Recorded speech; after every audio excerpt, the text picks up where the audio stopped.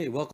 네, 다시 함께 해주신 여러분 감사드립니다. 다음 세션에서는 AI 기술의 역할과 그리고 SDG에 미치는 소셜 영향, 임팩트에 대해서 이야기를 해보도록 하겠습니다. 저도 컴퓨터 과학자이기 때문에 상당히 흥미로운 세션이 될 것이라고 기대가 큰데요.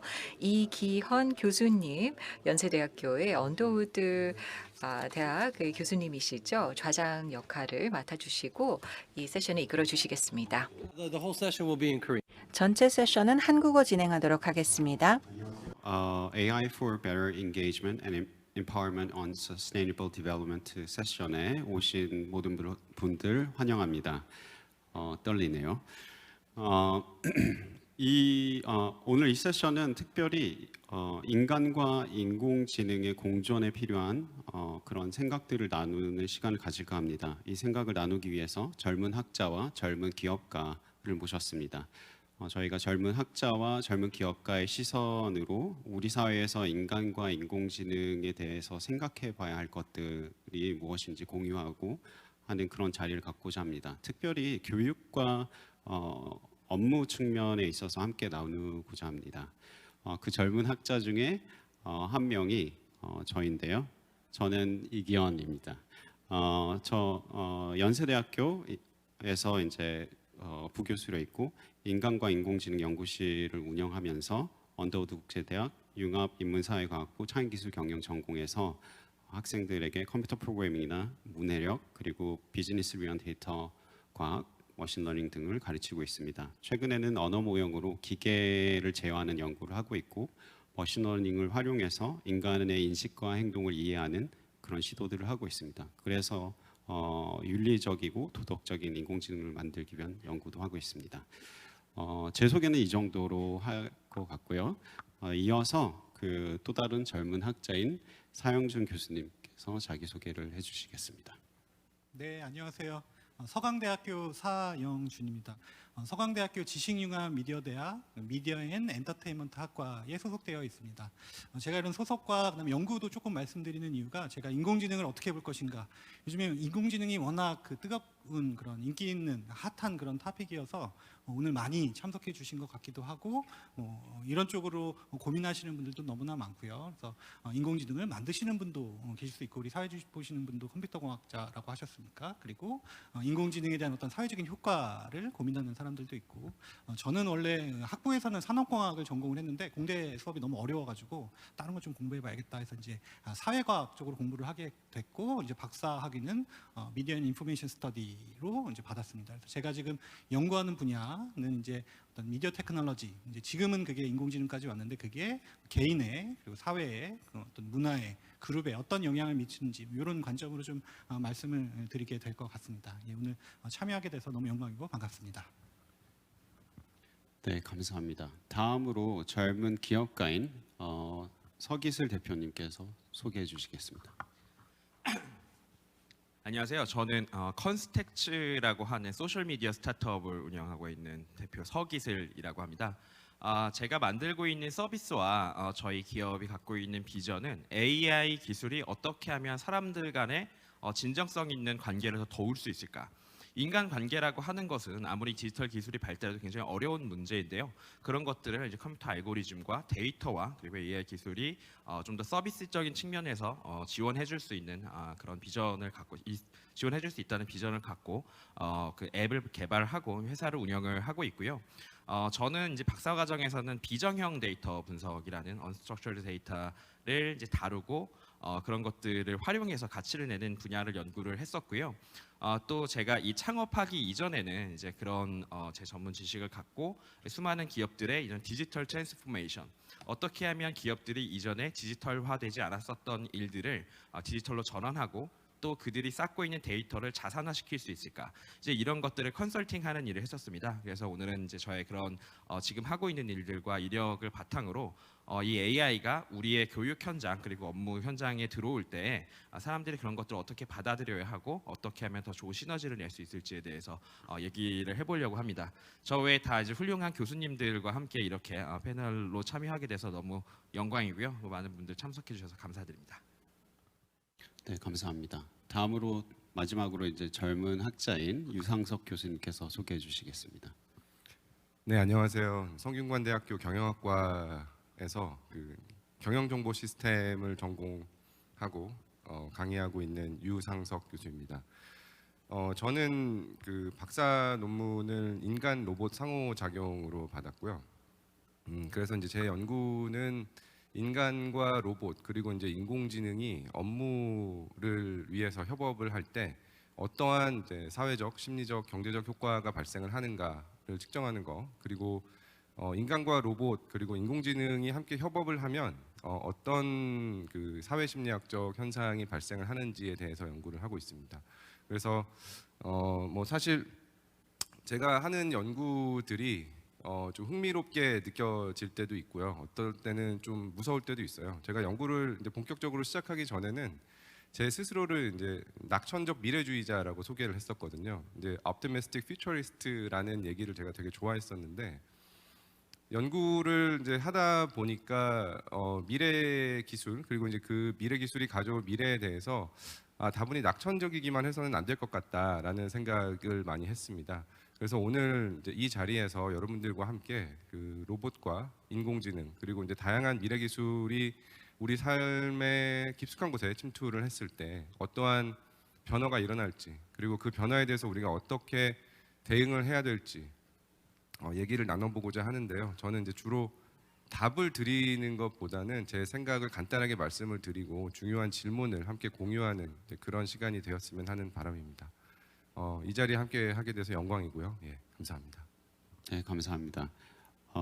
여러분들 이렇게 쭉 보시면 여기 계신 분들이 사실은 원래 학부 때부터의 전공을 계속 유지하고 계신 분은 안 계세요. 그 말은 여기 계신 분들께서 각자의 길을 개척해 나가셨던 분들이거든요. 그래서 아마도 여기 이 대화를 하는 동안에 많은 관점들을 보시게 될 거고 이 인간과 인공지능의 관계나 어떤 협업에 대한 거나 교육에서의 어떤 그 일들에 대해서 좀 더 많은 다양한 관점을 아마 이해하시는 데 도움이 되지 않을까라고 이제 생각합니다. 지금부터는 인간과 인공지능의 공존 시대에서 이제 얘기로 돌아와서 교육과 업무에서 우리가 좀 생각해 봐야 할 그런 어떤 질문들 그리고 우리가 그것에 대해서 조금 답을 낼 수 있다라고 하면 어떤 것이 있을지에 대해서 유상석 교수님부터 먼저 설명해 주시겠어요? 아니면 사영준 교수님께서? 네, 알겠습니다. 네, 사실 이제 이 교육과 업무에 대한 얘기를 할 거라는 거는 우리가 이제 미리 알고 있었어요. 그래서 제가 좀 실수하기 싫어서 제가 핸드폰에 조금 적어왔거든요. 근데 다 적은 건 아니고 읽진 않을게요. 근데 조금 들고 보고 해도 여러분들께서 좀 양해를 해주셨으면 좋겠습니다.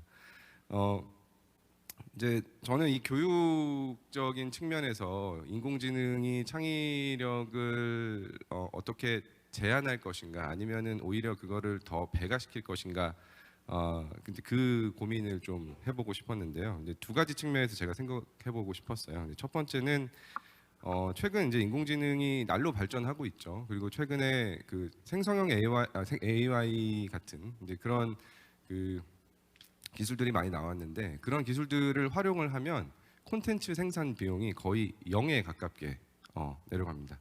그래서 이제 뭐 여러분들도 많이 써보셨겠지만 적절한 예시하고 구체적인 그 지시만 주면 근데 그럴싸한 것들을 많이 이제 내놓죠. 정말 괜찮아요. 괜찮은 저작물들이죠.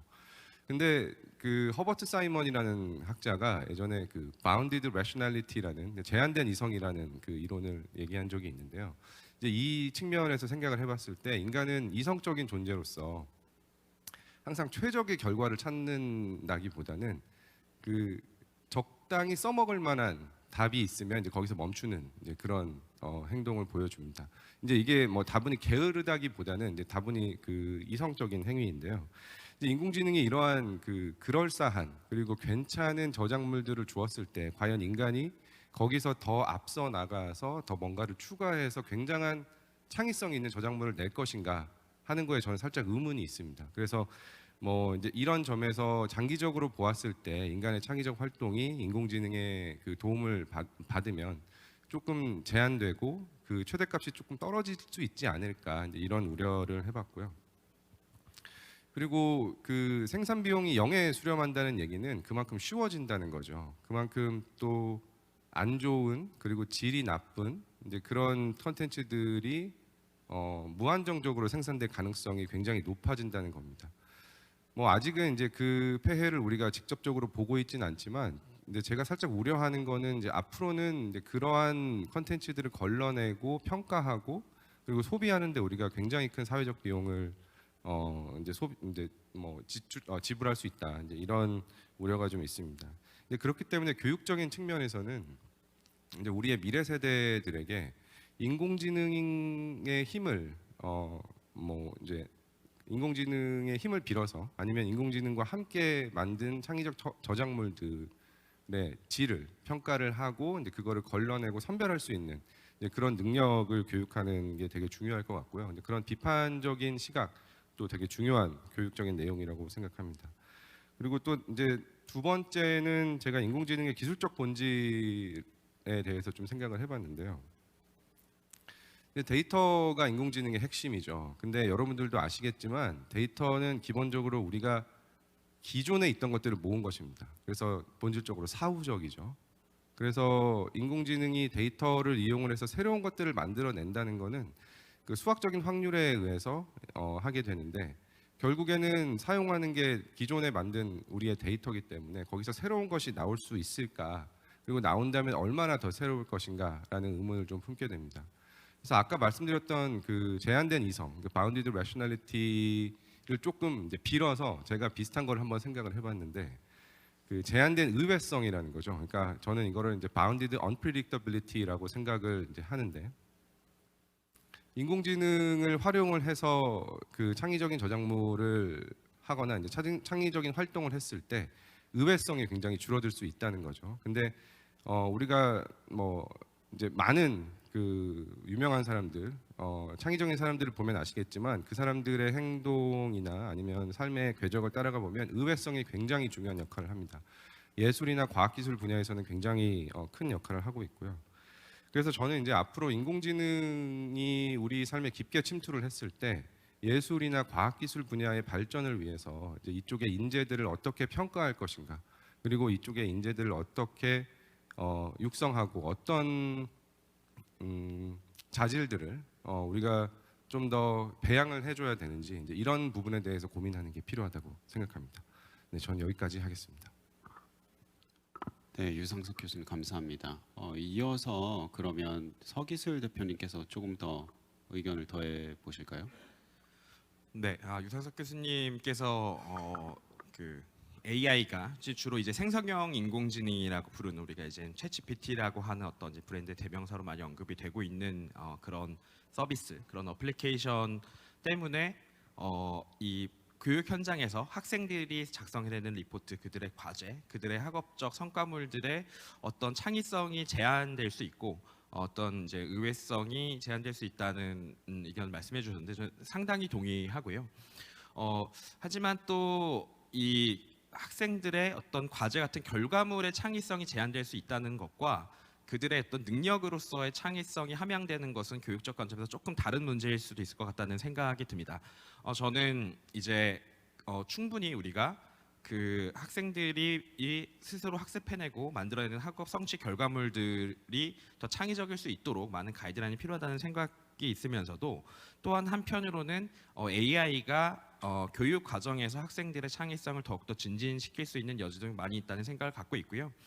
예를 들어서 작년에 이제 마이크로소프트의 시니어 리서처인 사카르라는 이제 학자가 이 퍼블리시한 페이퍼에 의하면 우리가 어떤 선생님 그리고 어떤 그 튜터, 조력자의 역할로서 이 학생들에게 이제 혹은 컨텐츠를 생산하는 사람에게 AI가 작동할 때에는 사람들의 어떤 크리에이티비티나 어떤 크리티컬 띵킹, 창의적 사고를 그렇게 증진시킬 수 없는 것이 맞지만, 또 한편으로는 AI가 어떤 도발자의 역할, 사람들의 계속 도발적인 질문을 던지고 사람들이 의견을 내면 그런 것들을 반대하고 그런 롤도 줄 수 있는 거거든요. 우리가 어떤 이제 그런 프로블럼 베이스드 러닝의 교육 과정에서라거나 선생님이 어떻게 보면 지도하고 가르쳐준 역할뿐만 아니라 비판자 역할이 돼서 적극적으로 반론을 제기한다거나 그런 식 교육 과정을 수행하기도 하는데, AI가 그런 역할을 할 때 또 어떻게 보면 AI가 되게 조금은 좀 못된 좀 나쁜 역할을 하면서라도 좀 새로운 발상을 이끌어낼 수 있는 그런 이제 에이전트로서의 역할을 가질 때 사람들이 이제 비판적 사고를 증진시킬 수 있다. 이제 이런 내용들을 보고를 합니다. 그래서 우리가 이 창의성을 더 어쨌든 유상석 교수님 말씀해주신 부분도 그런 것들을 고려해서 더 창의적으로 교육 현장에서 활용을 하려면 어떻게 해야 되는가에 대한 질문인 거라고 생각을 하고요. 그렇기 때문에 AI가 또 지능적으로나 그들의 캐릭터리스틱이나 어떤 감성적인 부분에 관련된 기술이 발달하면 할수록 그들의 이제 다양한 역할 정의 저런 것들을 통해서 이 창의성에 대한 문제들을 좀 극복해갈 수 있지 않을까 그런 의견을 갖고 있고요. 그리고 무엇보다 사실은 이 사람이 창의적이 되는 것은 교육을 통해서 저는 결국은 이 학업 성취와 학업 성취에 대한 그 평가 방식, 평가 제도와 이제 높은 상관관계가 있다고 생각을 합니다. 뭐 한국 사회에서는 이제 오랫동안 문제가 되어 있었던 바이고, 뭐 중국, 뭐 그리고 뭐 베트남.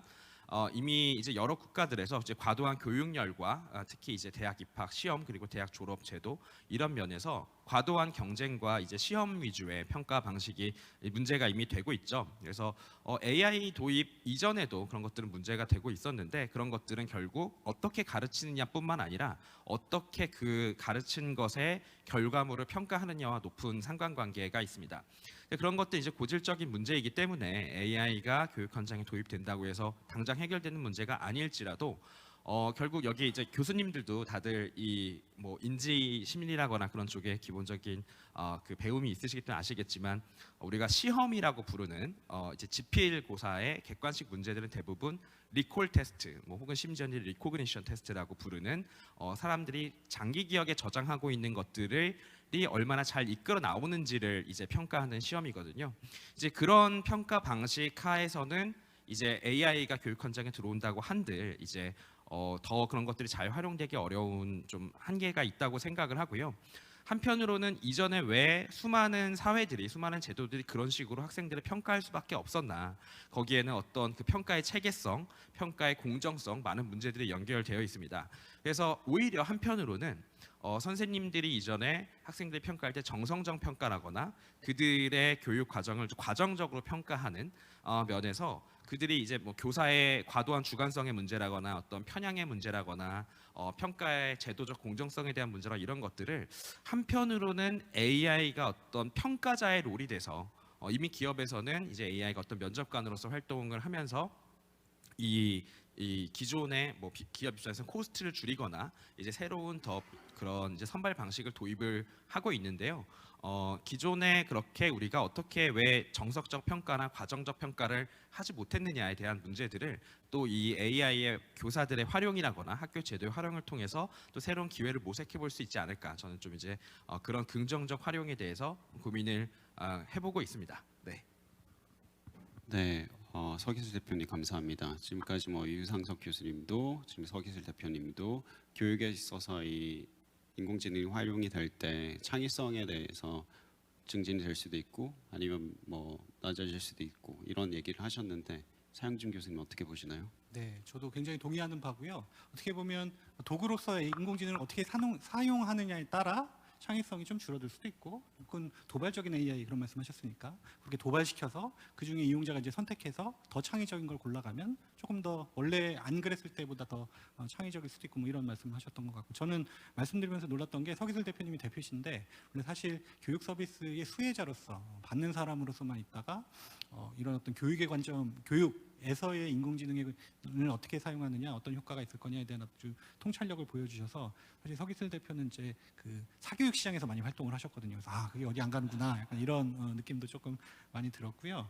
지금 말씀하신 거 굉장히 저는 그 인공지능을 뭐 연구 주제나 혹은 어떤 교육의 주제가 아니라 인공지능이 학교에 지금 작년 1학기부터 들어온 것 같아요. 학생들이 과제를 내면 자기가 하는 게 아니라 인공지능 챗GPT를 이용해서 논문 요약 숙제, 혹은 제가 이제 인간 미디어 상호작용 이런 걸 수업을 하면 기획안 같은 걸 많이 학기말 과제로 하는데 그거 챗GPT를 통해서 뭐 챗봇을 이용한 새로운 서비스를 한번 기획하려고 하는데 도와줘 하면 챗GPT가 다 써준다는 거죠. 그래서 한 평균 정도 이상의 학생들보다는 잘한 그런 과제들을 제출하는데 저는 이걸 보면서 어떻게 이걸 우리 교육 안에 녹아내야 되느냐, 라는 게 저만의 고민은 아니었고 우리 대학교에 있는 거의 모든 교수님들이 하시는 고민이었어요. 대학원 수업에 제일 많이 하는 게 논문 읽고 한 페이지로 요약해 오는데 그거 완전히 챗 GPT가 잘 하는 거였거든요. 그래서 와, 이제는 평가의 방식 정말 바뀌어야 되는 거고, 그래서 이제 교수님들끼리 이제 사석에서 말씀 나누면 그냥 제출받지 말고, 제출은 챗 GPT가 하니까 불러서 얘기해서 이 학생이 그걸 아는지 모르는지, 왜냐하면 아는 건 중요합니다. 여러분들이 그 내용조차 모르면 챗GPT에 밀리는 거예요. 왜 여러분을 고용을 하고, 그죠? 왜 임금을 주고 일을 시키고 그러겠어요? 그거에 대해서 아니까, 그죠? 자기가 알고 있는 걸 더 빠르게, 더 논리정연하게, 더 다른 사람과 소통이 잘 되게 이렇게 풀어낼 수 있는 능력을 함양해야 되는데 챗GPT 사용할 수 있죠, 그죠? 저는 그렇게 생각해요. 하지만 얼굴 보고 맞대고 얘기했을 때도 조금 풀어낼 수 있는 능력을 가지고 가야 되니까. 그런 관점을 가지고 있습니다. 챗GPT를 잘 활용해야겠다. 제가 오늘 소개해드리고 싶은 어떤 그런 그 질문 혹은 그거에 대한 제 어떤 사례는 인공지능 시대에 어떤 걸 가르쳐야 되고 어떻게 가르쳐야 되느냐인 것 같아요. 정말 진지하게, 이건 이제 사석에서의 얘기가 술자리에서의 얘기가 되고 더 이제 깊은 얘기가 나오면 많이 나오는 그런 논인데, 과연 이런 지식이 필요하게 될까라는 질문을 하게 되고, 이걸 대학교에서 가르쳐야 될까, 이런 얘기들을 한다는 거죠. 저 지금 제가 드리는 말씀을 실시간으로 통역해 주시는 통역사분들, 그렇죠? 갤럭시 S24에서 온 디바이스 트랜슬레이션이 되기 때문에 전화를 한국말로 통화를 나는 말을 하는데 그걸 영어로 통역을 해주죠. 예전에는 구글 트랜슬레이트이 크게 성능이 좋지 않아서 못 쓰겠다 싶었어요. 근데 지금은 너무 좋아졌어. 앞으로 더 좋아질 것 같아. 그러면 통번역 대학원 어떡하나? 거기 대학교 교수님들 어떡하나? 거기 대학원 어떻게 해야 되나? 당연한 고민이고, 그 직접적인 어떤 그런 사례를 제 와이프가 겪었습니다. 제 와이프도 대학교에서 학생들을 가르치는데 영어를 가르쳐요. 그래서 지금 저 때는 대학교 1학년들이 한 20년 전에는 대학 영어가 교양 필수 과목이었어요. 그래서 모두들 다 들어야 되고, 그때는 영어를 배운다는 게 중요하니까 그래도 듣기 싫어도 뭐 억지로 앉아 있고 듣고 그랬는데, 지금은 학생들도 알아요. 이거 챗GPT로 쓰면 되니까. 특히나 이제 영작 과목을 가리키는데, 이거 영작 그냥 뭐 내가 왜 문법을 알아야 돼? 내가 어떻게 뭘 배우죠, 우리? 뭐 단어의 배열, 그렇죠? 주어, 동사, 목적어 뭐 이런 거를 배우고 문장 구조를 이렇게 써야 되고 뭐 이런 기술들을 배울 텐데, 그거 챗GPT가 써줘 그러면 더 잘 써준다는 거예요. 그래서 너무나 멘붕이 왔고, 처음에는 그래도 어떻게든 가리키려고 했는데 학생들의 반응이 너무 안 좋아서 싫어하고 거부감이 느껴져서 이걸 그대로 가리키면 안 되겠다라고 해서 수업을 대대적으로 개편하고 결국은 Problem Based Learning이라는 PBL로 가더라고요. 그래, 영어는 어떤 궁극적인 목적은 아니야, 수단이야. 근데 그 수단을, 우리가 제 대학교 때는 그 수단을 배우려고 마치 목적처럼 영어를 배운다는 것 자체가 굉장히 중요했거든요. 그래서 열심히 단어도 따로 외우고 문장 구조도 공부하고 그랬었는데, 이제는 그럴 필요가 없이 그거는 챗 GPT한테 맡기고, 그러면 영어는 왜 배우는데? 라는 걸 한번 생각해 보는 거죠. 영어 배운 일 너무나 많아졌어. 혹은 영어로 의사소통을 해야 되는 일 너무나 많아졌어. 왜냐하면 예전에 비해서 지금 훨씬 더 외국 사람 만날 게 많거든요.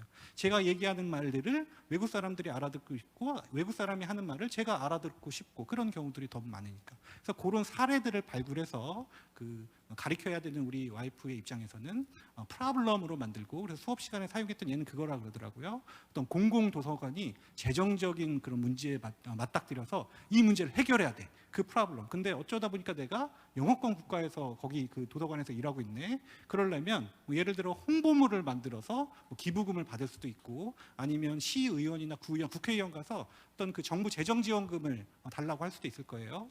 그 사람들을 설득하기 위해선 결국은 뭔가를 작성해야 되고 내 아이디어를 전달해야 되고, 자, 챗GPT 써. 근데 어느 게 더 효과적인지는 네가 판단해.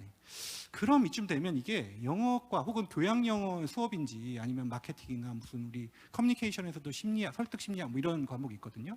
그런 과목인지 이제 몰라지게 된다는 거죠. 아마 우리 와이프는 영어 그 자체에 초점을 맞춰서 조금 더 교육을 할 것이고, 심리학과나 경영대 수업에서는 조금 더 어떤 그 산업이나 뭐 이런 거에서 또 다른 관점에서 교육을 할 텐데, 결국은 이게 융합이 되고 좀 관점이 다른 어떤 하나의 문제를 풀기 위한 시도가 되지 않을까?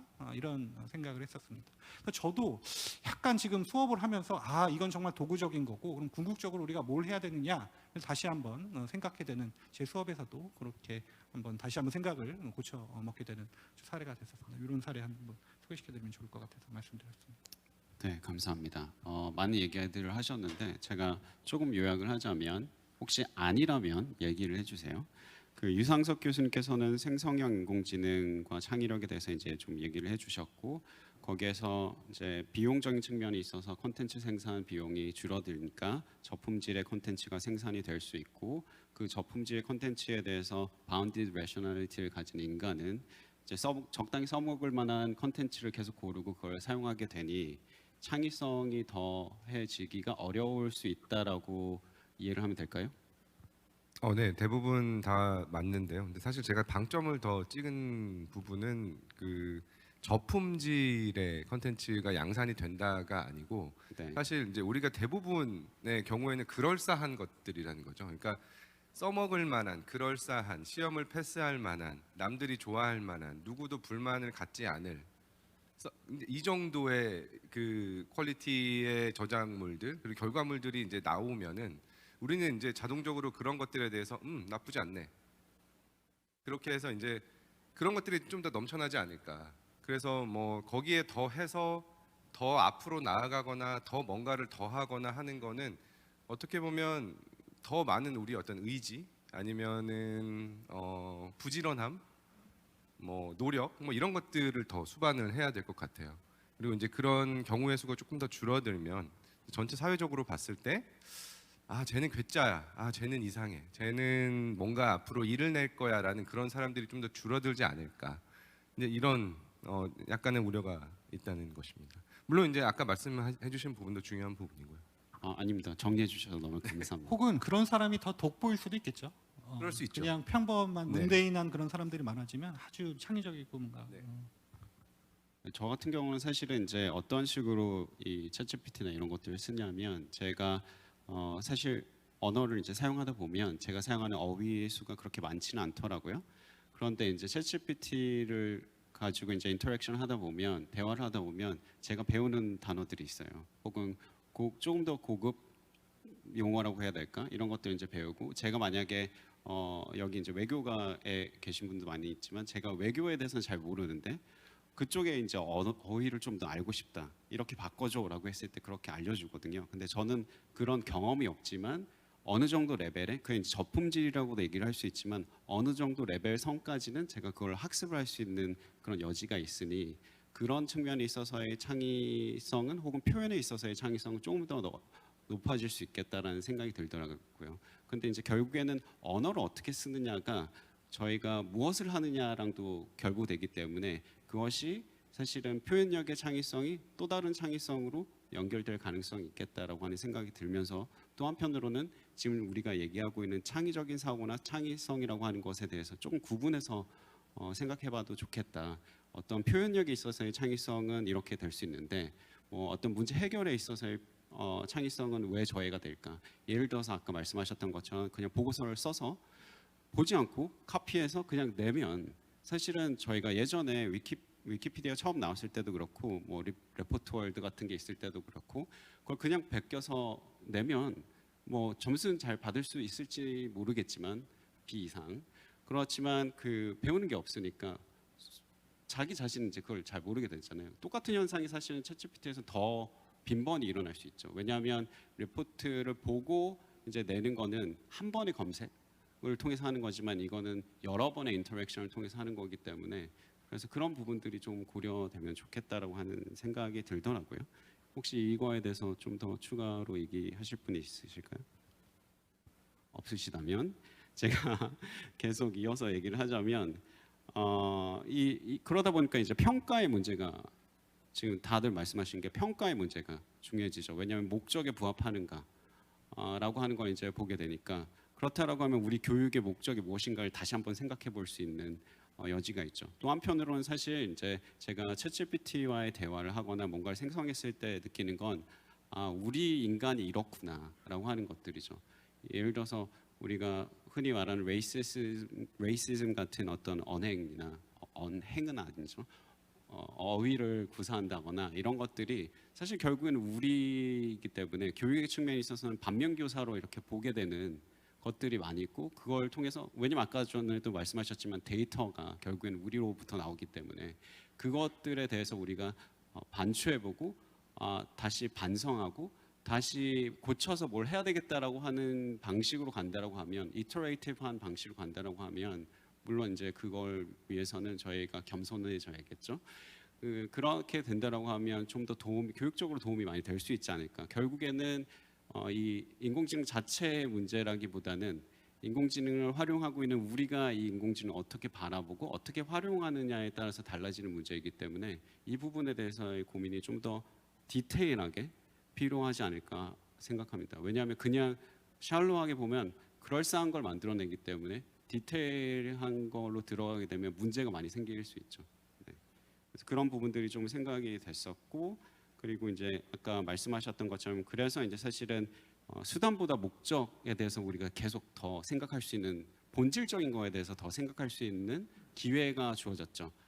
그런데 이 상황에서 우리가 마치 레이스하듯 저쪽에서 챗GPT 써서 뭘 하니까 나도 챗GPT 써서 뭘 할래라고 하는 식으로 레이스가 되다 보면 이제 그런 본질적인 거를 잘 생각하지 않게 되고 그냥 피상적이고 표면적인 어떤 성취만 하려고 하는 현상이 벌어질 수도 있는 거죠.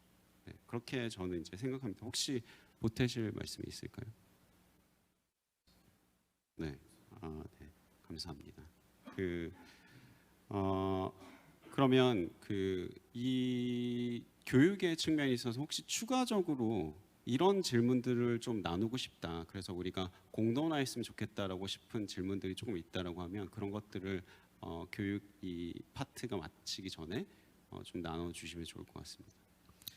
네, 저는 사형준 교수님께서 방금 말씀해주신 내용 중에서 제 귀에 이제 딱 들어온 내용은 평가에 관한 내용 중에 이 역설적, 우리가 이제 AI 시대의 역설 같은 거라고 생각할 수 있을 텐데 역으로 대면 구술 평가 같은 것이 다시 중요해질 수 있다. 이런 얘기들은 되게 재밌는 또 흥미로우면서 실제로 그런 개연성이 높은 그런 얘기라고 받아들였고요. 어떻게 보면 되게 소크라테스 플라톤 시대로 돌아가는 것 같은, 예전에 이제 모든 것들을 다 이렇게 대화로서 자신을 증명하고 풀어내는 이제 그만큼 우리가 그런 이제 발상을 여러분 고개 끄덕이시고 공감하시는 분들도 계시듯이 결국은 우리는 교육을 통해서 달성하고자 하는 것은 사람이 똑똑해지는 거거든요. 우리가 이제 좋은 결과물을 내고 좋은 결과물을 내서 좋은 과제를 많이 하는 사람이 아니라 좋은 과제를 만들어낼 수 있을 정도로 똑똑한 사람을 길러내는 것이 목적이기 때문에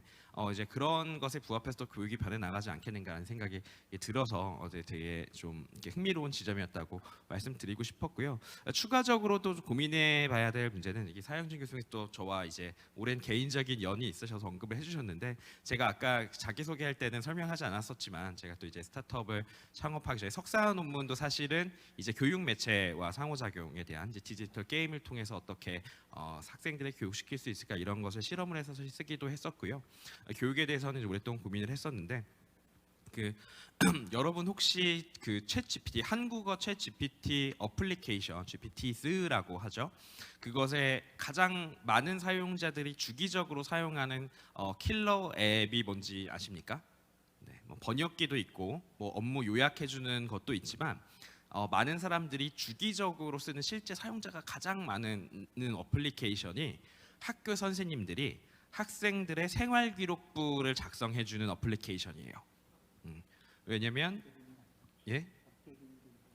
아니 이거는 뭐 공개되어 있는 데이터로 어느 정도 이제 나오는 부분이기 때문에 왜냐면 학교 나오시고 또 이제 입시를 겪어보신 분들 다 아시겠지만 이 대한민국 교육에서 학생들의 이제 생활기록부, 이 학생님이 얼마나 우수하고 어떤 독서 활동을 했고 이제 어떤 태도를 보이고 이런 것들에 대한 평가지를 선생님들이 작성을 합니다. 그런데 그런 것들을 또 많이 써야 되고 중요한 건 주기적으로 써야 합니다. 그래서 이제 선생님들께서 약간의 창작의 고통을 겪는다고 이제 농담처럼 이렇게 말씀하시기도 하는데 이제 그게 이제 주기성이 있다 보니까 굉장히 많이 사용하는 어플리케이션 중에 하나입니다.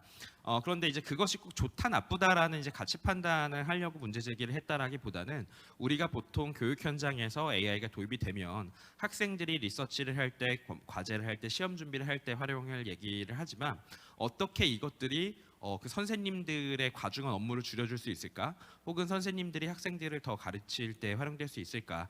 그리고 이제 그런 것들이 이제 가이드라인, 어느 선까지는 선생님들이 활용할 수 있고 또 이제 뭐 어느 정도 이후로부터는 또 선생님들이 또 직접 무언가를 해야 하는 이제 그런 것들이 이제 항상 기술의 발전은 그 모든 것보다 빨리 가고 제도라거나 그런 가이드라인들은 또 공공의 것들은 이제 천천히 가는 면이 있기 때문에 이제 그런 것들이 이런 교육 현장에서 다양한 이제 우리가 직접 그 현장에 들어가 보지 않으면 모르는 많은 이슈들이 있는데 이제 그런 것들을 좀 살펴보고 선생님들의 를 더 도와드릴 수 있는 것들에 대한 문제들도 고민을 해봤으면 좋겠다 이런 얘기를 좀 덧붙이고 싶었습니다. 네.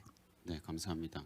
현재 그 평가 체계에서는 사실은 문제가 될 수 있는 측면이 많다라고 얘기하시는 거죠. 왜냐하면 AI가 만들어낸 컨텐츠로 평가를 나중에 학생들이 대입이나 어디 갈 때 받을 수 있기 때문에 그렇죠? 네, 뭐 거듭 이제 가치 판단에 대해서는 네. 노코멘트 하겠고요. 알겠습니다. 하지만 그 수많은 진정성 있는 선생님들도 그것을 완전히 복사 붙여넣기 하기보다는 아까 말씀 나왔었던 것들처럼 학생들 평가지를 작성하다 보면 이제 어휘의 반복에 이제 한계를 겪으시기 때문에 활용하시는 것일 거라고 저는 선의로서 이해하고 있습니다. 아, 저도 그렇게 생각합니다. 네. 네, 감사합니다. 혹시 또 유상석 교수님? 네, 뭐 짧게 그냥 제가 아까 그 드렸던 말씀의 연장선으로 한 말씀 드리면 그 이제 제가 질이 낮은 그리고 이제 유해할 수도 있는 컨텐츠들이 굉장히 많이 생산이 될 거고 그거를 이제 소비하고 여과하는데 굉장히 많은 사회적 비용을 지불할 것이다라고 얘기를 했었는데 제가 이제 이 생각을 왜 하게 됐냐면 제가 그 5살짜리 아들이 하나 있어요. 한 아이의 아빠인데 요즘 그 단 거, 캔디와의 전쟁을 하고 있어요. 그러니까 하루에 하나를 주면 아까 먹었던가? 아까 안 먹은 것 같은데? 그러면서 이제 또 먹으려고 그러고 하루에 이 양을 좀 조절을 해줘야 되는데 애가 그거를 조절을 못하고 지금 매일 엄청나게 많은 양을 캔디를 달라고 하거든요. 근데 뭐 여러분들 이제 자녀가 있으신 분들은 어느 정도 경험을 해보셨겠지만 인터넷에 아이들이 좋아할 만한 굉장히 그 질이 그렇게 좋지만은 않은 컨텐츠들이 많이 있어요. 그리고 이제 제가 얼마 전에 기사를 봤는데 그 생성형 AI를 활용을 해서 유튜브에 아니면은 다른 플랫폼에 아이들을 타겟한 아이들을 주로 이제 주 시청자층으로 하는 컨텐츠들이 굉장히 많이 양산이 되고 있다고 합니다. 근데 이게 이제 그 부모들이 어느 정도 인식이 있고 교육을 받고 그리고 그런 교육을 제공해 줄 수 있는 환경에 있는 아이들은 그런 이제 유해로부터 조금 벗어나거나 보호가 될 수 있는데 그런 인식이 적은 뭐 사회적 계층이라든지 아니면 그런 국가 문화에서는 이런 문제가 더 증대될 수가 있습니다. 그래서 제가 생각할 때는 이런 부분에 있어서 어떻게 보면 앞으로 미래에는 우리 아이들에게 양질의 성교육을 제공하는 것만큼 그 인공지능이 만들어낸 컨텐츠들을 선별하고 비판적으로 바라보고 여과해서 수용할 수 있는 그런 안목을 길러주게 하는 이런 교육들이 꼭 필수적으로 이루어져야 되지 않을까 이런 생각을 해봤습니다. 네. 네, 감사합니다. 혹시 사현준 교수님 지금 네, 있습니다. 모두 너무 감사합니다. 그러면 이제 교육에 대한 부분은 조금 마무리를 하고 저희가 그 다음인 일에 대해서 얘기를 해보겠습니다. 혹시 업무의 측면에 있어서 우리가 좀 고려해야 될 부분들이 있거나 공유해 주실 어떤 질문이나 답이 있다라고 하면 그렇게 해주시면 좋을 것 같습니다. 사 교수님 아니면 유 교수님 먼저 하세요. 네, 그 제가 자리를 잘못 앉은 것 같은데 제가 이것도 좀 실수할까봐 조금 적어왔거든요. 근데 뭐 최대한 간단하게 말씀을 드리도록 하겠습니다. 인공지능이 앞으로 이제 업무와 조직에 미칠 영향에 대해서 생각을 해봤을 때 두 가지 측면에서 생각할 수가 있어요. 하나는 이제 경영자 그리고 이제 조직 측면이고요. 하나는 노동자의 측면인데요. 그 회사 기업 측면에서 제가 이제 경영대에 있다 보니까 이제 주변에 계시는 그 이제 대표님들이나 아니면은 그 회사에 계신 분들께서 굉장히 많이 물어보세요. 그 인공지능을 어떻게 하면은 잘 활용할 수 있을까? 그리고 이것을 도입하는 거에 대해서 굉장한 그 의지 그리고 뭐 내지는 불안감 같은 거를 가지고 있거든요. 근데 이게 도입이 된 지 좀 몇 달 지금 뭐 1년이 넘어가는데 아직 이렇다 할 성공 사례가 없습니다. 뭐 이제 일선 그에서는 뭐 그냥 파편화된 그런 뭐 예시들이 나오고 있긴 하지만 뭐 이게 명확한 뭐 용례다, 유스 케이스다 뭐 이런 게 아직 없거든요. 근데 이게 왜 그러냐면 제가 생각할 때는 기업에서 인공지능을 도입을 했을 때 기술의 관점에서만 생각을 하는 경우가 굉장히 많거든요. 근데 우리가 조직은 곧 사람이 움직이는 곳이잖아요. 그렇기 때문에 기술을 도입을 했을 때 기술이 아닌 부분에 대해서 많이 생각을 해야 됩니다. 그러니까 뭐 따라서 기술이 인공지능이 도입이 됐을 때 우리 업무가 어떻게 재편이 돼야 되는가, 그리고 사람들과의 관계는 어떻게 달라지는가, 그리고 뭐 중간 관리자나 리더 아니면은 그 상하 관계가 어떻게 달라지는가, 그리고 업무와 보상 체계 그리고 평가 체계가 어떻게 달라지는가에 대한 고민이 있어야 되고요. 사실 이제 이런 것들을 변화시키는 게 비싼 돈을 주고 인공지능을 도입할 때 지불했던 금액보다 훨씬 더 클 것 같습니다. 그래서 제가 생각할 때는 경영자분들께서 인공지능 도입에 앞서서 이거를 무턱대고 도입하지 마시고 지금 현재 있는 조직의 상황과 업무를 봤을 때 어떤 특정 부분만 인공지능으로 도움을 받을 수 있을 것인가에 대해서 생각을 해보시고요. 그런 구체적인 부분을 명확히 하신 다음에 인공지능을 도입을 하시고 거기서부터 기업의 구조적 재편을 도모를 하시는 게 좀 더 지속적으로 이용할 수 있는 방법이 되지 않을까 이런 생각을 합니다. 그리고 한편으로는 또 노동자 측면인데요. 사실 이제 보통 기업에서 인공지능을 도입을 할 때 노동자들 그리고 이제 직원들의 얘기는 별로 많이 듣지 않죠. 근데 이제 제가 오늘 말씀드리는 거는 주로 이제 지식 노동자에 국한이 된 얘기인데 우리가 이제 절차적인 지식하고 암묵적인 지식이 있습니다. 이제 절차적인 지식은 꼭 명시적 지식이라고 하는데 예를 들어서 이제 이런 거죠. 김치 담그는 법. 그러면 배추를 씻어서 뭐 절인 다음 뭐 액젓을 넣고 이제 이렇게 하는 거죠. 그걸 보면은 김치를 다 담글 수 있어요. 그렇지만 정작 중요한 거는 암묵적 지식이죠. 어머니의 손맛이 나는 김치, 정말 맛있는 김치. 이제 이런 걸 담그려면 그 레시피만 보고 따라해서는 잘 안 되는 경우가 많거든요. 근데 그렇게 보면 우리가 인공지능을 잘 활용한다고 했을 때 중요한 거는 명확한 지시를 구체적인 사례를 들어서 주는 겁니다. 곧 절차적인 지식, 명시적 지식이 중요해진다는 거죠. 근데 또 반대로 생각해 보면 이거는 사람을 바꿔도 그 명시적 지식은 글로 적을 수 있죠. 그렇기 때문에 누구나 할 수 있어요. 근데 조직의 성공에서 더 중요한 거는 눈에 보이지 않는 것일 수가 있거든요. 그러니까 어떤 사람이 가지고 있는 노하우라든지 경험이라든지 통찰, 그리고 그 사람이 가지고 있는 인간관계, 만들어내는 분위기, 이제 이런 것들이 굉장히 중요한 역할을 할 수도 있다고 생각합니다. 그래서 이제 인공지능이 회사에 도입이 되면 이제 그런 인재들에 대해서 어떻게 평가하고 보상할 것인가, 그리고 전수할 수 있는 지식과 전수할 수 없는 지식에 대해서 우리가 어떻게 분류를 하고 전수할 수 없는 지식은 최대한 전수 가능한 방식으로 변환을 해야 되는가. 이제 디지털 트랜스포메이션이 이제 이런 노력의 일환으로 시작이 되고 있는데 인공지능이 도입이 되면 앞으로 더 가속화될 거라고 생각을 합니다. 네, 유상석 교수님 감사합니다. 제가 뭘 말 보태기보다는 그 서기슬 대표님께서 추가로 의견을 주시면 좋을 것 같습니다. 네, 뭐 추가 의견이라기보다는 저는 역시나 또 귀에 딱 들어온 너무 이제 흥미로운 이야기를 또 하나를 꼽아서 유상석 교수님에 대한 내용이지만 이 사영준 교수님께 좀 또 질문을 드리고 싶은 부분은 이게 메타버스 또 이제 AR, VR 전문가시기 때문에 제가 그 이제 스타트업을 하면서 이제 젊은 대표님들, 이제 중견 중소기업의 이제 파운더인 대표님들 많이 만나게 되는데 다들 이제 공통적인 니즈가 그거세요. 그 내가 회사에 없을 때에도 우리 구성원들이 나에게 질문을 하면 내가 대답하는 것처럼 똑같이 대답해 줄 수 있는 그런 아바타, 나의 그 파운더 이제 오너 대표 GPT를 만들고 싶다. 그리고 이제 그것이 경영적 효율이 될 수도 있고 한데 다들 너무 비슷한 얘기들을 하시는데 그게 지금 말씀하시는 어떻게 보면 이제 암묵지적인 지식이죠. 그러니까 업무 규범이나 그런 것들을 글로 써서 지시를 내릴 수 있지만 사실은 그게 이것이 저 리더의 우리의 리더의 대표의 의도일까라는 것에는 사실은 수많은 암묵지적인 지식이 담겨 있을 텐데 이제 그런 이 아바타 어플리케이션이 어떻게 보면 또 경영 현장에서 아까 이제 아직 나오지 않은 AI 활용의 유즈 케이스가 될 수도 있겠다는 그런 아이디어가 떠오르기도 합니다.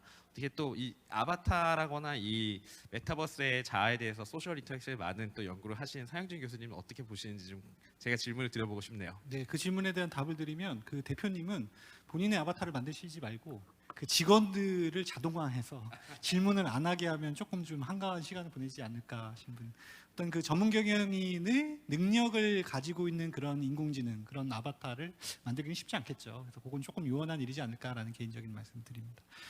유상석 교수님 말씀하신 거는 어떻게 보면 좀 인공지능 뭐 이런 쪽인데 저는 그래서 좀 약간 그 활용 가능성이 아직까지는 그렇게 많지 않다라는 말씀 주신 것 같고 성공 사례도 많지 않으니까 저는 이걸 자동화라는 관점에서 보면 우리 아주 많이 사용하고 있는 것 같아요. 아까 번역, 통역도 말씀드렸고 아주 구체적인 예로는 요즘에 무인 가게도 되게 많아서 그죠?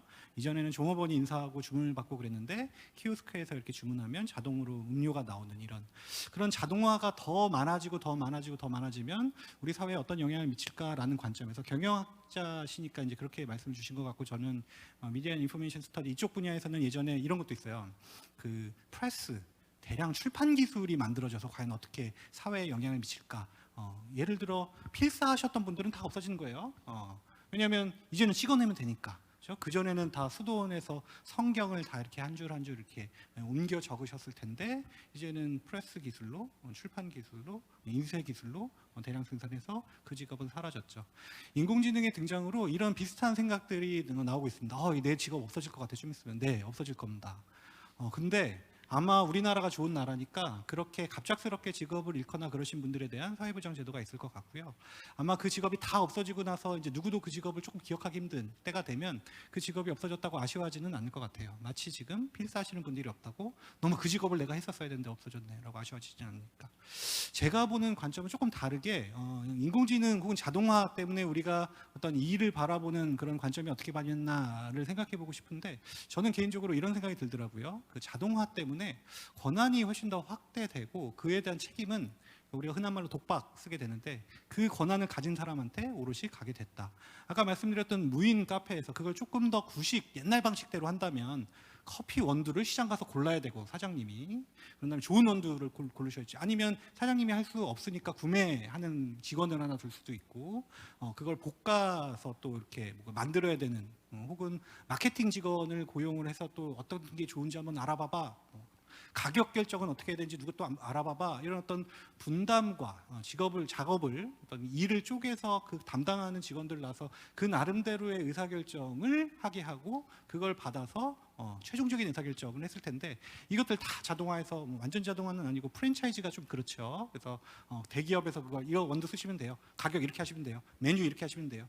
그런 책임들을 자동화해지다 보니까 이걸 그럼 내가 할 거냐 말 거냐에 대한 권한을 가지게 되고 그에 대한 책임을 지게 됐다. 그래서 굉장히 어떻게 보면 좀 어려운 사람이 되게 고독하고 외로워질 수 있겠다라는 생각을 했어요. 개인적으로 다 우리 여기 사람으로서 어떤 반응을 해야 되는지 알고 계시니까 예를 들어 우리는 혼자 결정하기는 너무 어려운 사람이에요. 그래서 우리는 사회적인 어떤 현실을 구성하고 싶어 하고 나 오늘 옷 괜찮아? 친구한테 물어봐야 되고 이거 어때? 괜찮은 것 같아? 물어봐야 되고 이런 걸 자동화가 과연 대신해 줄 수 있지 않을까? 자동화 오늘 옷 괜찮은 것 같아요. 이런 얘기를 할 때 얼마나 우리가 그거에 의지하게 될까? 실제 내 친한 친구가 얘기해 주는 것과에 비해서 이런 것들 추천 시스템들 말씀 많이 하시는데 그 역시도 예를 들어 추천을 친구가 해줬다면 오늘 점심 먹을 때 뭐 먹으실지 모르겠지만 친구한테 물어봐서 한번 그 의견을 따를 수도 있을 거예요. 그랬을 때 그 음식이 맛이 없으면 친구를 탓할 텐데 내가 그냥 앱을 통해서 검색해서 간 데는 뭔가 좀 탓하기도 뭐하고 왜냐하면 내 친구니까 이런 면이 하나가 있고 또 다른 보는 또 제가 재밌게 지금 관심 있게 좀 생각해보고 있는 주제는 어떤 일의 성격이 굉장히 달라집니다. 아까 말씀드렸던 교육 부분에서 말씀드렸던 뭔가 수단, 도구 이런 건 이제 더 이상 없어지는 거예요. 중요하지 않은 거예요. 영어를 도구로 배우는 거. 그럼 이제 왜 배우려고 하는데 약간 이런 게 중요해진 것처럼 업무에서도 무엇이 중요한디? 라는 게 조금 다시 한번 생각해 보게 될 것 같다. 예를 들어 청소라는 걸 예를 들면 청소가 이제 자동화돼서 로봇 청소기도 많이 나오니까 바닥에 떨어져 있는 먼지를 없애고 뭐 휴지를 줍고 뭐 이런 게 청소였다면 그건 이제 인공지능이 혹은 로봇이 할 수 있게 되는 거고, 그러면 많은 청소부들은 아마 해고가 될 겁니다. 하지만 청소를 담당하는 총괄 책임자는 그래도 남아 있을 것 같아요. 그 사람이 고민하는 건 바닥에 떨어져 있는 휴지를 줍는 게 아니라 어떻게 하면 좀 더 청소를 통해서 쾌적한 환경을 만들 수 있을까? 혹시 여기다가 액자를 걸어놓으면 여기 오는 사람 좀 더 좋아하지 않을까? 뭔가 좀 방향제 같은 거를 갖다 놓으면 조금 더 좋아지지 않을까라는 어떤 좀 고차원적인 생각을 하게 되는, 그래서 궁극적으로 청소를 하는 목적이 뭐지를 다시 한번 생각해 보는 식으로 업무가 변하지 않을까. 혹은 인공지능이 못하는 부분을 사람이 조금 더 능력을 발휘해서 거기에 집중하게 되는 거죠. 왜냐하면 예전에는 사람이 씻었던 어떤 그런 휴지들을 지금은 청소 로봇이 할 수 있게 되니까. 그래서 이런 어떤 직업군들의, 그건 아마 어떤 영역이냐, 어떤 직업이냐, 어떤 부분의 그런 과업이냐에 따라서 달라질 텐데, 그런 어떤 일에 대한 관념의 재정립이 곧 일어나게 되지 않을까라는 생각도 한번 해봤습니다. 네, 제 말씀 여기까지. 네, 감사합니다. 너무나 재미있는데 제가 이제 터치하고 싶은 부분들이 좀 있습니다. 예를 들어 사실 결국에는 인공지능이랑 일을 하든 제가 뭐 사람이랑 일을 하든 제가 일을 잘 못하면 결국에는 일을 잘 못하는 상황이 벌어지기 때문에 결국에는 일 잘하는 사람은 잘하는데 왜 일 잘 못하는 사람은 인공지능이랑도 일을 잘 못할까라는 거를 생각해 보면 결국에는 디테일에 좀 차이가 있다라고 이제 생각을 합니다. 그리고 제가 생각할 때는 이 디테일에 대한 거는 뭐 청소 로봇의 예를 들어서 얘기를 한다라고 하면 사실 청소 로봇이 다 해줄 거야라고 얘기를 하지만 실제 청소 로봇을 죄송합니다, 말이 꼬이네요. 청소 로봇을 사서 그것을 사용해 보신 분들은 내가 추가적으로 해야 될 일들이 뭔가 있다라고 하는 것들 이제 아시죠.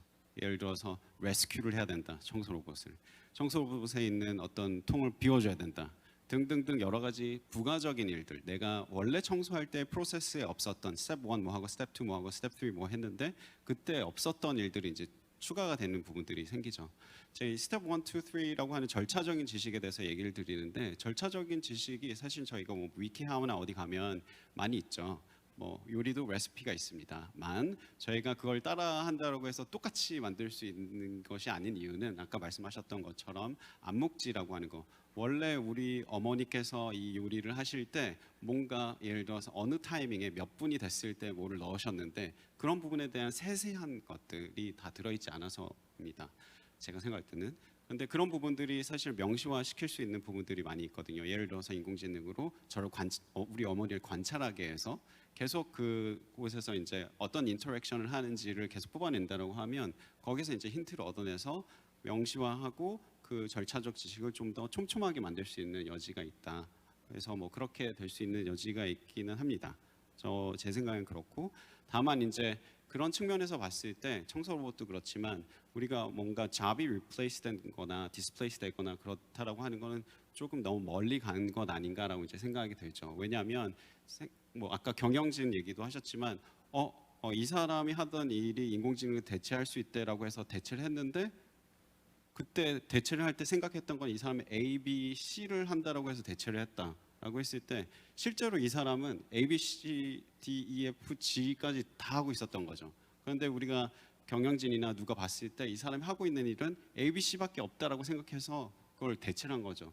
그 대체를 해서 이제 거기에서 이제 문제가 발생이 될 때 우리가 빠진, 우리에게 지금 없었던 지식이 뭔지를 이제 알게 되는데, 기업에서 만약에 그런 일이 일어나면 사고가 나는 거죠. 예를 들어서 제조하는데 갑자기 그렇게 바꿨는데 며칠 동안 공장이 못 돌아간다. 그러면 엄청난 이제 손해를 보게 되겠죠. 그런 일들이 벌어질 수 있으니 아까 말씀하셨던 것처럼 partially adoption을 하는 게 사실은 safe하고, partially adoption을 하더라도 일 잘하는 사람이 봤을 때 이 일이 어떻게 진행이 되는지 최대한 자세하게 이제 이해를 해야 되는 부분이 있죠. 그러니까 결국에는 사실 아까 반면교사 얘기를 드렸지만 저희가 인공지능과 일을 하게 되면 내가 이 일에 대해서 잘 몰랐구나. 이게 어디서 벌어지냐면 제가 뭐 학생들에게 뭐 이거 해주세요라고 얘기를 하던, 아니면 어떤 매니저가 팀 직원에게 뭘 하라고 얘기를 했을 때 원하는 대로 안 될 때가 있죠. 원하는 대로 결과가 안 나올 때가 있습니다. 왜일까요?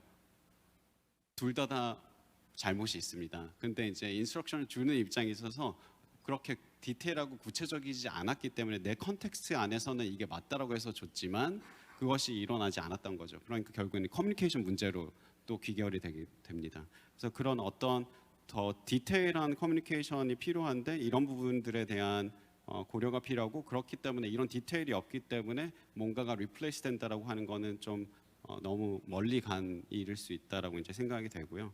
그런데 여기에서 이제 문제가 또 하나가 권한에 대한 부분, 그리고 책임에 대한 부분이 이제 생기게 되는데, 의사결정이든 뭐든 어떤 일이 일어날 때 인공지능이 들어오게 된다라고 하는 것은, 인공지능은 결국에 우리 데이터를 가지고 학습을 해서 이게 움직인다라고 하게 되면 이걸로 인해서 벌어지는 어떤 문제는 누가 책임을 져야 되는가, 이런 문제들이 이제 생기겠죠.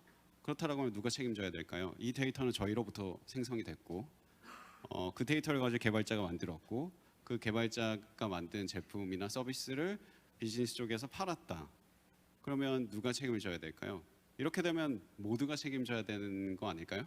연대 책임을 져야 되는 일이 벌어지게 되지 않을까. 예를 들어서 아까 레이시즘을 하는 어떤 챗봇이 있다라고 했을 때 그 데이터 인풋이 저희이기 때문에 사실은 저희가 우리가 잘못됐으니 우리가 이제 좀 언어를 정화해서 쓰자라고 하면 챗봇이 더 좋아질 수도 있겠죠.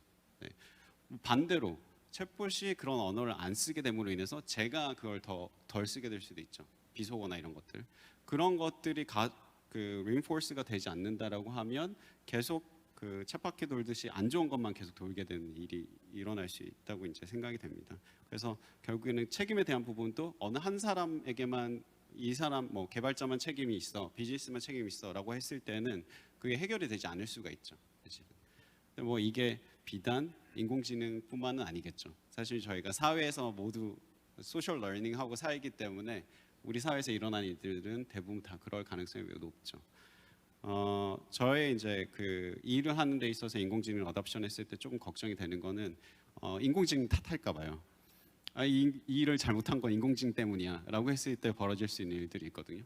근데 우리 인간은 약간 남 탓하는 거를 좀 잘하는 편이어서, 그래서 그런 것들 좀 결국엔 이제 개인이 어떻게 인공지능을 바라보고 인식하고 어떻게 활용하는가에 따라서 많은 부분이 달라질 수 있기 때문에 결국에 개인에게 이 책임이나 개인의 어떤 노력이 많이 필요한 부분이 있겠다. 업무 측면에 있어서도 교육 측면에 있어서도 그런 생각이 듭니다. 실제로 이제 인공지능에게 업무를 줄 때 인간이 주는데 인공지능으로 리즈닝이나 플래닝을 하려고 하는 시도들이 많이 있거든요. 그거에 대해서도 CS에서 교수님들이 왈가왈부합니다. 어떤 분은 리즈닝을 할 수 없어, 리즈닝이라고 할 수 없어라고 이제 얘기하시는 분도 있고, 그분들은 이제 전통적인 러지컬한 머신 러닝을 하셨던 분들은 그렇게 얘기를 하신 분들이 많고, 그렇지 않은 분들도 많이 있긴 하지만 제가 봤을 때는 어느 정도 수준의 추상적인 수준에서의 절차적인 지식이나 이런 거는 만들어낼 수 있다. 일반적으로.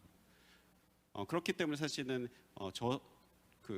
저개발 국가라는 표현이 적합할지는 모르겠지만 그 교육을 잘 받지 못하는 환경에 상대적으로 그런 곳에 있는 분들에게 있어서는 그것이 도움이 될 수도 있는데, 어쨌든 어느 정도 수준, 아까 전품질이라고 얘기하셨지만 어느 정도 수준까지의 지식은 전달해 줄 수 있고, 절차적인 지식이든 교육적인 목적에서 어떤 팩츄얼한 지식이든 그런 것들이 나올 수 있기 때문에 그런 부분들을 좀 고려해야 된다는 거가 있다고 생각합니다. 그리고 리즈닝이나 플래닝은 아직 이제 픽스된 부분이 아니기 때문에 그거는 조금 보류를 하는 것이 좋다라고 이제 생각이 됩니다. 혹시 이거에 대해서 또 생각하고 계신 부분들이 있다라고 하면 없습니까? 네.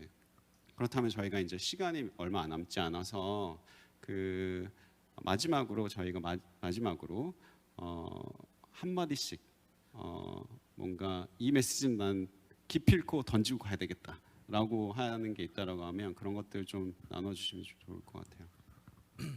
네, 제가 뭐 일에 대해서 사실 얘기할 시간을 많이 얻지 못해서 제 마지막 코멘트 하는 겸 간단하게 그 이기현 교수님 마지막에 지적해 주신 부분에 누가 책임을 질 것이냐는, 저는 이제 여기 다 한때 같이 공부했던 분들입니다. 다 이제 교수님이 되셔서 저는 이제 사업을 하고 있는 입장입니다만, 사업가로서 기업가로서 누가 책임을 지느냐는 책임이라는 단어, 그 리스폰시빌리티랑 좀 개념이 다를 수는 있지만 리스크를 누가 질 거냐는 사업 환경이 명확하거든요. 이익을 과점하는 사람 리스크를 지는 겁니다. 네. 반대로 어떤 이득을 볼 수 있는 사람에게 책임을 함부로 물어서도 안 되는 거라고 생각하고요. 책임은 그것을 통해서 이익을 보는 사람이 지는 것이고 리스크는 항상 베네핏과 함께 가는 거라고 기본적으로 생각을 합니다. 앞에 말씀 주신 우리가 인공지능과 잘 협업을 하려면 결국은 그것이 사람들 간의 기존의 같이 잘 일하는 것을 어떻게 리버스 엔지니어링을 하거나 잘 암묵지들을 분석을 해서 업무에 적용해야 된다 이런 것들 저도 굉장히 그런 이제 비정형 데이터를 활용해서 했었던 관점에서 너무 다 공감하는 내용이고요. 마지막으로 하나 좀 덧붙이고 싶은 얘기는 제가 그 말씀드린 제가 이제 하고 있는 사업에 컨스텍츠라는 앱에 그런 AI의 프롬프트 엔지니어링을 제가 어떻게 보면 직접 저희 이제 엔지니어들과 했는데 그 과정에서 깨달았었던 것들은 저희는 이제 사람과 사람 사이의 관계를 원활하고 또 지속적으로 도와주기 위한 것들을 이제 만들고 있는데요. 정말 중요한 것은 사람들의 데이터인데 그 데이터들 중에서도 그 암묵지들의 데이터들 중에서도 우리가 일 외의 영역에서 나누는 대화들 어떻게 보면 일상적인 대화라거나 주고받는 안부라거나 이제 그런 것들이 굉장히 사람들에게 중요한 정보나 맥락적인 정보가 된다는 것을 이제 배우고 깨달았었습니다. 그래서 이제 수많은 기업들이 AI를 이제 도입하고 그런 것들을 어떻게 보면 데이터화 시켜서 사내 어떤 인공지능을 위한 것으로 활용하고 할 때에는 일에 대한 것이 아니었어. 일 외의 영역에 대한 사람들 간의 소통, 뭐 커피 챗, 이제 일상적인 대화 이런 것도 굉장히 중요한 데이터가 될 수 있었다는 거죠. 그런 레슨들을 좀 마지막으로 공유하고 싶었고요. 물론 거기에는 과연 기업이 어느 영역까지 어떤 사람들의 프라이버시의 영역이 있을 수도 있으니까요. 우리가 뭐 직무 발명을 하면 그 권리는 회사에 기속되는 것이고 업무의 결과물은 회사의 것이지만 사람들의 어떤 인성이나 그들의 캐릭터나 어떤 그런 어느 영역까지 회사가 이제 자산으로 지닐 수 있는지는 남는 숙제가 되겠지만 이제 그런 것들이 중요한 이슈가 될 것이다까지 덧붙여 보고 싶었습니다. 너무 길게 말씀드려서 죄송해요. 아닙니다. 예. 감사합니다. 한 10시간 있어도 끝나지 않을 토론이기 때문에 마지막으로 또 유상석 교수님. 네. 저도 최대한 짧게 하겠습니다.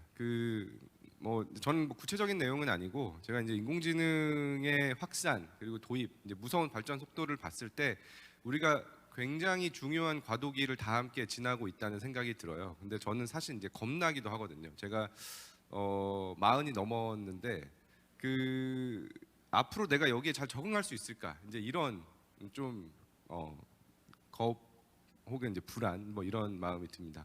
그래서 사실 이제 모든 것이 변화할 수도 있는 이제 이런 시기이기 때문에 우리가 어떤 미래에 닥칠 일에 대해서 선언적으로 얘기한다기보다는 그냥 모두가 중요한 질문을 던지는 게 훨씬 더 가치로운 일이 아닐까. 지금 그런 시기가 아닐까 이제 그런 생각을 해봅니다. 그리고 제가 사실 이제 게임을 되게 좋아해요. 그리고 서양 신화도 되게 즐겨 보는데. 거기서 제가 얼마 전에 게임을 하다가 문득 무릎을 탁 친 비유가 하나 있어요. 여러분들 이제 보셨을 수도 있는데 우로보로스라고 자기의 꼬리를 먹는 뱀 혹은 이제 용의 그림이 있거든요. 근데 이게 서양 신화에는 두 가지가 있어요. 그러니까 상생, 뭐 환원, 그다음에 영원. 왜냐하면은 이제 계속 이제 돌잖아요. 그래서 이게 지속 가능성을 얘기하기도 하고요. 이제 뭐 앞으로 계속 발전된다 뭐 이런 얘기도 하지만 그 형상 자체로 보면 굉장히 자기 파괴적이에요. 그러니까 유튜브에서 혹시 찾아보시면은 뭐 느끼시겠지만 별로 그렇게 좋은 영상은 아니거든요. 실제로 이제 그런 자기 꼬리를 먹는 뱀이 있습니다. 근데 그게 보면은 자기 파괴적이거든요. 그래서 인공지능이 우리에게 이 우로보로스가 가지고 있는 이 양면성에서 어떤 방향으로 갈지 이제 우리를 그 기로에 서 있게 한 거 아닐까. 그래서 제 생각에는 우리가 이 비유를 조금 더 생각을 해봐서 인공지능이 우리에게 어떤 상생이나 환원 그리고 이제 조금 더 지속 가능한 미래를 발전하는데 도움을 줄 수 있는 그런 방향으로 생각을 해봤으면 좋겠다는 생각을 해봤습니다. 네, 감사합니다. 마지막으로 사양준 교수. 네. 저는 이제 업무 뭐 기업에서의 인공지능 혹은 자동화 활용을 넘어서 이제 우리 주위의 가상인간까지 가서 인공지능이 더 발전돼서 사람의 외모를 갖게 되고 이제 사람의 역할을 하게 되는. 제가 이제 수업을 가상인간 상호작용이라는 수업을 이제 최근에 만들어가지고 얼마 전에 만들어서 수업을 해서 기획안을 한번 내봐라라고 하면 이제 아주 창의적으로 뭐 아주 창의적이지 않을 수도 있겠습니다. 영화 허라는 데서 보면 애인이 되는 거죠. 가상 인간, 사람의 목소리를 띠고 있는 오퍼레이팅 시스템. 그래서 대화로 이제 얘기하다 보면 사랑에 빠지게 되고, 그래서 이제 그런 얘기도 하는 거예요. 뭐 성인 용품, 사람의 모습을 띤 이런 것도 있기도 하고, 그러니까 어떤 역할까지 갈 수 있느냐, 이러다가 사람이 대체할 수 하게 되는 거 아닐까? 근데 저는 이렇게 그냥 짧게 생각하면 그럴 것 같은데, 실제로 더 들어가 보면 정말 그 허에서처럼 가상인간이 그렇게 활동할 수 있는가라고 보면 기술적인 문제, 예를 들어 가상인간이 그 영화에서는 뭔가 하고자 하는 바가 있어야 돼요. 나는 이 남자랑, 사용자랑 데이트를 하고 싶고, 그리고 이 남자가 나한테 뭔가를 해주면 만족스럽고 섭섭하기도 하고, 이런 어떤 사람의 감정을 모델링 했을 때나 가능한 거고, 그 영화의 마지막 장면은 뭐 이게 스포일러 알러트긴 하지만 옛날 영화니까 다른 이용자들과 수천 명과 동시에 대화하고 있다라는 걸 알게 되면 이제 뭔가 섭섭함, 배신감을 느끼는 거죠. 마치 실제의 연인 상대가 다른 사람을 만나는 어떤 그런 느낌처럼. 그 예뿐만이 아니라 우리가 왜 이 사람을 선생님이라고 생각하고 있었을까? 메타버스에서 학교를 만들고 교실을 만들고 선생님을 아바타로 만들면 아마 지금 선생님한테 대하듯이 할 거야 라는 걸 다시 생각해 보면 그런 거에서 오는 게 아닌데 라는 느낌. 또 어떤 영역에서 뭐 예를 들어 요즘에 이제 그 플레이브가 음악 중심 1등을 했다고 굉장히 이제 놀라하더라고요. 그쪽 업계에 계신 분들은. 근데 어떻게 보면 성공적일 수도 있겠어요. 인공지능이 정말 성공적으로 K-팝 그룹을 이제 대체를 해서 1등까지 갔으니까. 그럼 저는 궁금했던 게, 옛날에 비해서 요즘 K-팝들은 굉장히 인간적인 소통을 많이 한다 그러더라고요. 앱을 켜면 뭐 자기 전에 인사해주고 뭐 이런 것들, 그런 거 그 플레이브가 해주나? 해준대요. 해준대. 근데 아마 그런 거에 약간 좀 피상적으로 따라할 수 있을 텐데, 그게 점점 들어가면 걔가 뭐 예를 들어 먹고 자고 살고 기쁘고 슬프고 이런 것들을 아마 공유함으로써 어떤 친밀감이나 어떤 정서적인 유대가 생겼을 텐데, 이런 것도 가능하게 될까 정말 가상인간으로? 저는 아직까지는 답은 없는데 사실 쉽지는 않을 것 같아요. 제가 이쪽 공부를 좀 더 하다 보니까 오히려 이제 문화인류학 가면 우리는 왜 어떤 사람이랑 친밀감을 느끼나, 왜 그러냐면 우리가 낳았기 때문에 그래요. 애로 낳다 보니까 내 배 위에서 젖 먹였거든, 뭐 아빠는 안아줬거든, 이런 킨십이 없으면 좀 힘들어. 예를 들어 우리는 같이 밥을 먹어야 돼. 좀 친해지려면 술을 먹어야 돼.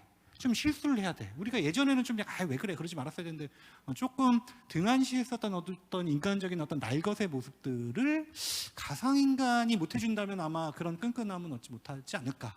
아까 우리가 논의에서 나왔었던 임플리시트 날리지 혹은 관계, 이런 것도 좀 일맥상통하는 것 같고, 그래서 가상인간을 조금 더, 혹은 인공지능을 사람처럼 만들고 가상인간의 형태로 만들고 그랬을 때 과연 인간의 본성 혹은 관계의 본질은 무엇인가를 다시 생각하게 되더라고요. 그래서 아마 학생들이랑 그다음에 저 나름대로도 연구자로서 계속 고민해봐야 되겠는 주제더라라는 생각이 들었습니다. 제 말씀 여기까지. 네, 감사합니다. 인사이트 넘치는 얘기들 많이 해주셨는데, 제가 마지막으로 이야기를 하고 이 세션을 마치도록 하겠습니다. 일단 첫 번째 두 개 이제 말씀드리고 싶은 게 있는데, 하나는 인공지능을 너무 인간처럼만 생각하지 않았으면 좋겠다. 너무 의인화해서 생각하지는 않았으면 좋겠다라고 하는 측면이 있습니다. 왜냐하면 저희가 연구를 하든 뭘 하든 그런 측면이 조금 너무 강한 것 같다라는 생각이 들 때가 있거든요. 그리고 또 하나는 목적을 달성하기 위한 수단들이 많아지고 있다. 인공지능으로 뭘 한다라고 하는 게 one of them이 될 수 있고, 인공지능을 활용하는 방식도 여러 가지가 될 수 있는데, 아까 필사 얘기하셨지만 아직도 필사하시는 분들은 존재할 수 있죠. 다만 그 proportion이 줄어들 수는 있죠. 그래서 뭔가를 하기 위한 어떤 방식이나 이런 스펙트럼이 굉장히 넓어졌다라고 하는 걸 이해하는 게 하나 필요한 것 같고, 그 말은 다양성을 인정해야 된다라는 게 있죠. 왜냐하면 세대별로 모든 분들이 지금 계시잖아요. 근데 모든 분들이 인공지능이나 새로운 기술에 대해서 어답션하는 어떤 그런 방식이나 그런 정도가 다 다르시죠. 근데 우리는 항상 세대별로 살 거예요. 그렇죠? 항상 어른이 계실 거고, 항상 노인들이 계실 거고, 항상 어린이가 있을 겁니다. 그렇기 때문에 그런 다양성을 알고 있어야, 그리고 그것이 중요하다라고 하는 것이 전제가 돼야 될 것 같고, 이런 걸 알고 있는 상황에서 상호 존중이 필요하고, 상호 존중을 하면서 서로가 서로에 대해서 불명확하게 알고 있던 부분들, 우리가 아까도 계속 얘기 드리지만 인공지능과 인터랙션을 하면서 인간이 나 이랬구나라고 하는 것들을 이제 이해하는 것들이 많이 있다고 생각하거든요. 그런 부분들이 더 명확해질수록 우리 스스로에 대한 이해가 깊어지고 본질에 대한 어떤 아까도 목적에 대해서 얘기하셨지만 본질에 대한 생각들 더 많이 해야 될 수밖에 없다. 왜 우리는 일을 하는가? 왜 우리는 연구를 하는가? 왜 우리는 여기서 이걸 듣고 있는가? 이런 거에 대해서 조금 더 깊게 생각해 볼 수 있고 그게 그런 기회가 되기도 하고 그런 게 좀 더 필요하다라고 이제 생각합니다. 그냥 기계적으로 하고 있었던 일이 있다면 더더욱 그렇다고 이제 생각되죠. 그래야 인공지능도 그만큼 발전할 수 있다라고 이제 생각합니다. 네, 지금까지 긴 시간 이 세션에 참여해 주셔서 너무나 감사하고 많은 인사이트들 나눠 주셔서 너무나 감사합니다. 다들 이제 세션을 마치면 됩니까? 네. Thank you for the great session. So 네, 훌륭한 세션 진행 감사드립니다. 아주 많은 영감을 주는 세션이었다고 생각합니다. 인류는 세 가지 산업혁명을 이미 겪었고 4차 산업혁명 중에 있습니다. 산업혁명이 이루어질 때마다 새로운 도전 과제가 기술로 인해서 대두되었습니다. 지금 4차 산업혁명을 지나면서 AI가 그런 기술이 되고 있기 때문에 오늘의 논의야말로 AI가 무엇을 할 수 있는지 그리고 AI가 우리 사회에서 어떠한 위치를 차지해야 하는지를 윤리적으로 또 사회적인 측면으로 살펴볼 수 있었습니다. 다시 한번 통찰력 있는 대화 감사합니다. So this concludes the 이로써 오전 세션을 마무리하도록 하겠습니다. 오후에는 또 하나의 IT 분야 세션으로서 1시에 다시 뵙도록 하겠습니다. 그랜드 볼룸 A에서 1시에 다시 뵙겠습니다. 감사합니다.